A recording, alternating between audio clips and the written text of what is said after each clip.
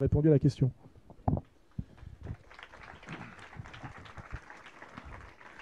Alors, et je rajouterais, là, pour terminer sur l'histoire du sketch, sur la démocratie, bon, c'est vrai qu'aujourd'hui, la fiction dépasse la réalité.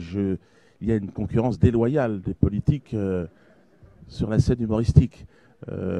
On est vraiment arrivé au sommet de l'imposture, où le mensonge est arrivé.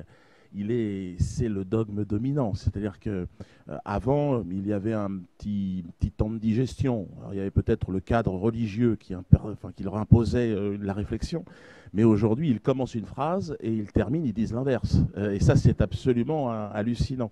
Alors oui, évidemment, je pense qu'il va y avoir un espace dans les années qui viennent où le rire va être une solution pour apaiser une sorte de soupape indispensable.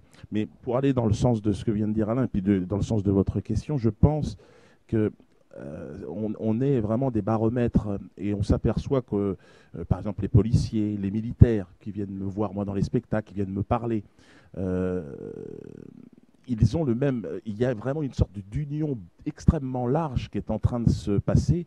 Moi, dans la salle de spectacle, j'ai des jeunes de quartier, des femmes voilées, des chrétiens, des militaires, des policiers. Et je pense que c'est ce grand rassemblement qui va pouvoir permettre à la révolution de trouver ses racines, parce que le système nous a opposés tous les uns aux autres. Et c'est par cette division que le sionisme et le satanisme aujourd'hui, comme on parlait, le libre penseur, a pris le pouvoir. C'est-à-dire qu'ils nous mentent, ils nous ont lobotomisés, mis des cloisons dans nos cerveaux pour qu'on s'oppose systématiquement les uns aux autres. Alors le rire, voir rire tous ces gens, moi en même temps, c'est extraordinaire. Puis là, plus ça va, plus je sens effectivement l'utilité de mon travail. Mais je pense que la révolution, que je pense servir aussi au travers de mon travail, elle arrive. Elle arrive. Comment va-t-elle se matérialiser? Je pense que si je le savais, je serais mort. Et je pense que c'est un développement organique aussi qui est en train de se produire, intellectuel, artiste. Et puis vous qui, en fait, votre présence encore aujourd'hui ici montre bien qu'on n'a pas eu de promotion sur les médias traditionnels.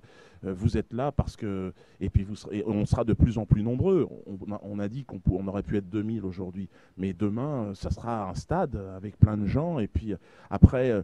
il faudra que chacun prenne ses responsabilités. C'est pas évident aussi pour Alain ou pour moi de passer du statut d'auteur, d'humoriste à leader politique ou révolutionnaire. Au départ, moi, je fais des blagues et il fait des livres. Et donc, il va falloir. C'est là où Chavez, pour nous, évidemment, nous inspire parce qu'à un moment donné, il faut que chacun prenne ses responsabilités. C'est pour ça que tout à l'heure, je faisais du pied à un général ou un haut gradé de l'armée française. Il faudrait qu'il y en ait un qui nous rejoigne. Ce serait très très important parce que c'est indispensable. On ne va pas s'entretuer. On va pas finir. Or, le système va faire en sorte qu'à la fin, il y aura un bain de sang. Vous connaissez cette histoire du petit coq qui reste caché et qui sort au dernier moment pour reconstruire la paix et la liberté. Donc, moi, je pense que dans votre question, il y avait aussi toutes les réponses, c'est-à-dire que c'est avec vous, c'est ensemble, et puis il faut aussi qu'on assume aussi, plus ça va. Moi, depuis cette année, j'ai décidé d'assumer un peu plus directement mes responsabilités, puisque le système politique avait voulu me neutraliser, et par le biais de l'administration fiscale, ils ont voulu me chasser de chez moi, un coup de pied dans le cul. Alors bon, bah, j'ai dit, bon, bah, voilà, je vais donc saisi de la maison avec expulsion. Alors j'ai dit, bon, bah, je vais à la banque. Et là, la banque me dit, non, non, fous le camp, retourne au Cameroun.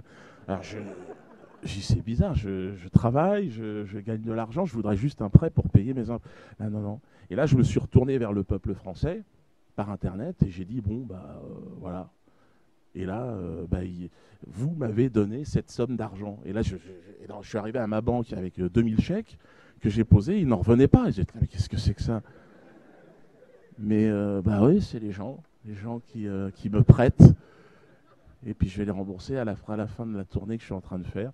Je pense que j'ai donc une responsabilité, ne serait-ce que, bon, déjà de rembourser évidemment tous ces gens, mais au-delà de ça, c'est surtout je prends conscience que le travail que je fais est important. Voilà, et c'est tout un tas de petites marques comme ça qui font qu'à un moment donné, je pense que, oui, alors moi, ça passera par des sketchs.